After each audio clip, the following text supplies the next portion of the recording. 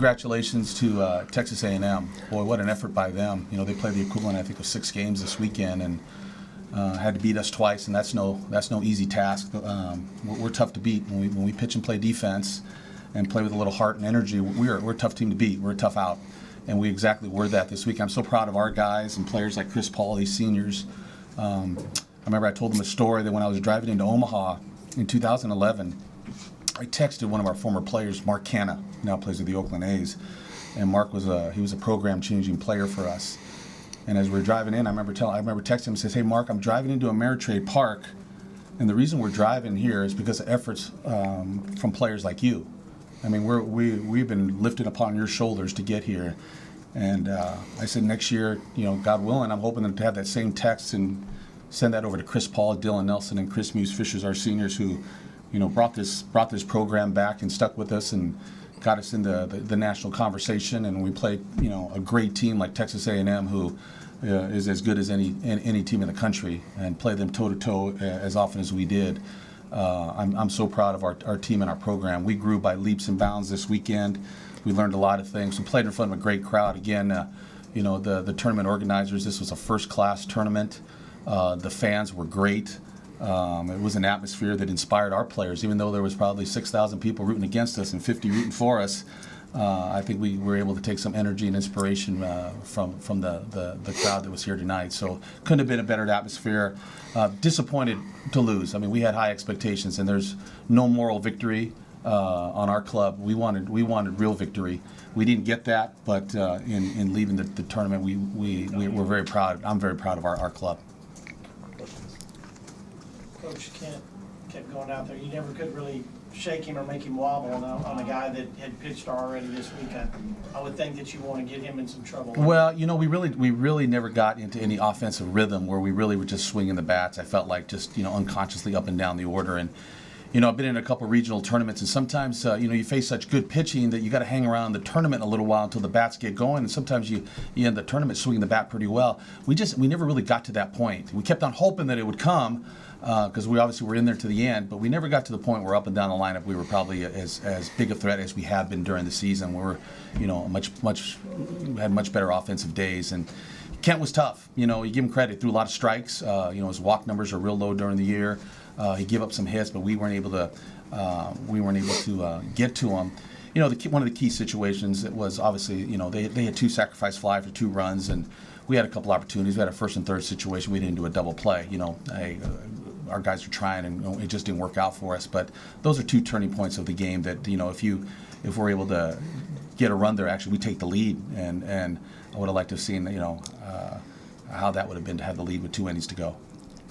Dave, you bunted with Pearson twice last night, and then the bottom of the lineup with Preston and Robbie in situations where you would normally bunt, you had them swing away. What was your thinking there? Well, you know, hey, we just thought that, you know, being the visitors today, a little bit different strategy where, you know, we thought, hey, we're going to play to tie or play to win. And, you know, when Preston had we decided to slash with Preston just to get their defense maybe to move a little bit. And, you know, in the college game, if you can get a step or 2 one way or the other, it's, you know, not like professional baseball. They're not you know, they don't always able to make up that 1 or 2 steps. If that would make the defense a little off to one side or the other, we could take advantage of it. And we're looking for a little bit of a spark. You know, we weren't able to get that traditional bunt him over, get him in, hit yet. We probably wanted to get something with first and third, and we did have that situation.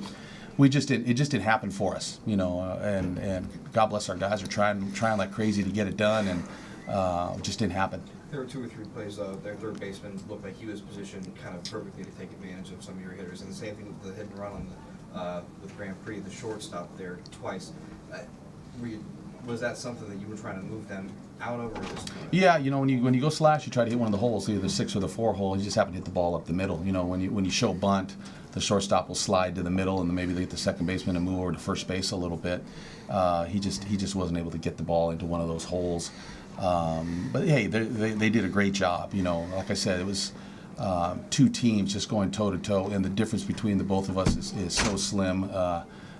You know, it's hard to really tell. They came out and they were able to score a couple more runs than us today, but you know, our guys were right there with them.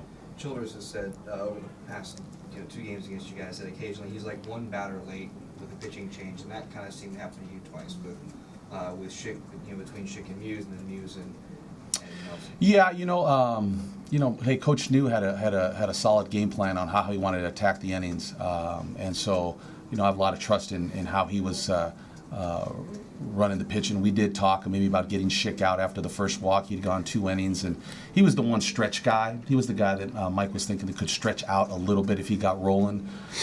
We thought we could get him back in the zone, and we couldn't. We knew we were a little bit on fumes on the back end of the bullpen, so we're just trying to ride a hot hand as long as we could. Chris, looking at Matt Kent, obviously get the home run, but what was he able to do from what you guys saw just to keep everybody off balance? It was almost kind of like Michael Roth a couple of years ago in Omaha. You look at his stuff and you're just waiting for it to get a big hit off of it. Yeah, it's funny. I've played against him past 2 summers as well out in the Northwoods League, but he just has great command of all pitches, threw to both sides of the plate, to extend when he could, and got some strikes. And he just kept throwing strikes and challenging us, and he did a great job. Hats off to him. He came over and gave you a hug after the game was over. Is that the connection there, the summer? Yeah. The past 2 summers I've played against him several times, faced him. So it's a kind of a friendly battle, I guess you could say. It's always fun facing him, especially how he's very competitive and very good. So, we built a friendship, played on the All-Star team together out there. So we have that companionship now, and hopefully we get to play again sometime in the future. Did you think your home run was the spark, the way that the rest of that inning went, that y'all were going to finally knock him off? Yeah, definitely. Leading off with a home run, and then getting some more guys on base, and we had Brian Celsi up, in a first and third situation, the guy we trust that can get it done, he hit the ball hard, just unfortunately in the wrong spot, so kind of killed a little bit of momentum, but, we trust our guys, and just came up a little short today. Were you hoping for maybe another inning out of Jeffries, or was it always going to be 1 inning? Yeah, Mike was pretty cognizant. When you're dealing with Dalton Jeffries, it's a pretty, next year he's going to be in that conversation in the top half of the draft, and you don't want to take too many risks with guys like that. So he felt like he could get one good solid one out of him, and then we try to piece it together. 9 innings. It's not ideal. You'd like to have, obviously they were in a little bit better situation with Kent where they could ride him for 7 innings. We just weren't in that position. So hey, Coach New had a good plan.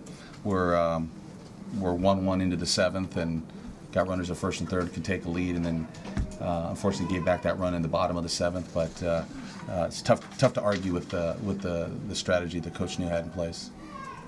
Dave, when you look at your pitchers in this region, A&M is one of the better offensive teams in the country, and you would have thought if you held them that many runs, you'd win this regional. But just talk about the job your staff was overall did in this one. Oh, an unbelievable job, and again, my hats off goes off to my pitching coach who has them prepared and ready to go in all situations, and has them pretty fearless. They trust the plan, they trust the pitch calling. I thought Mitchell Cranston did an outstanding job of catching, and quite frankly, by the end of the tournament, Mitchell Cranston was calling pitches because Mike felt so comfortable that he knew the hitters.